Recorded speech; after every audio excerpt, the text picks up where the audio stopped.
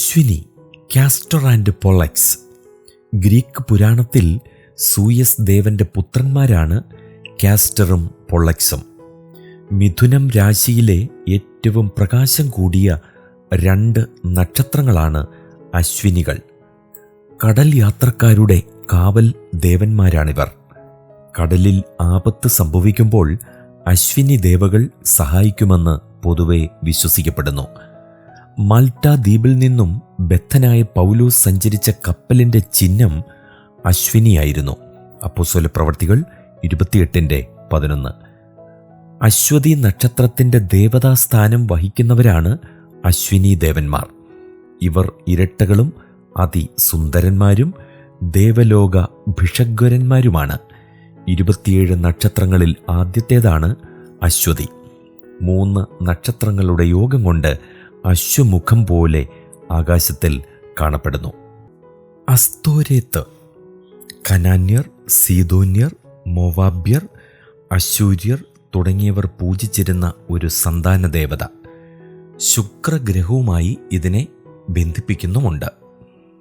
ലജ്ജയെ കുറിക്കുന്ന എബ്രായ പദമായ ബോഷേത്തിൻ്റെ സ്വരങ്ങൾ മനഃപൂർവ്വം ചേർത്താണ് അസ്തോരേത്ത് എന്ന പേരിന് എബ്രായർ സ്ഥിരീകരണം നൽകിയത്. സുമേര്യരുടെ മാതൃദേവതയായ ഇനാന്നയുമായും ബാബിലോണിലെ ഇഷ്ടാർ, പലസ്തീനിലെ അശേര എന്നീ ദേവതകളുമായും പല സാമ്യങ്ങളും അസ്തോരേത്തിനുണ്ട്. അസ്തോരേത്ത് പൂജയോടനുബന്ധിച്ച് അനേകം മ്ലേച്ഛ ആചാരങ്ങൾ നിലവിലിരുന്നു. ഒരു വക കാമപൂജയായിരുന്നു അത്. കനാനിലെത്തിയ ഇസ്രായേൽ മക്കൾ യഹോവയെ ഉപേക്ഷിച്ച് ബാലിനെയും അസ്തോരേത്ത് പ്രതിഷ്ഠകളെയും സേവിച്ചു. ന്യായാധിപന്മാർ 2-ാം അധ്യായം 13-ാം വാക്യം, 10:6.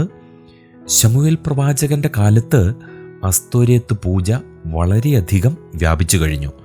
1 ശമൂവേൽ 7:3-4, 12:10. കൊല്ലപ്പെട്ട ശൗലിൻ്റെ ആയുധവർഗം ഫിലിസ്തീർ എടുത്ത് അസ്തോരേത്തിൻ്റെ ക്ഷേത്രത്തിൽ സൂക്ഷിച്ചു. 1 ശമൂവേൽ 3:10, 1 ദിനവൃത്താന്തം 10:10. ശലോമോൻ സീദോന്യ ദേവിയായ അസ്തോരേത്തിനെ ചെന്ന് സേവിച്ചു. 1 രാജാക്കന്മാർ 11:5.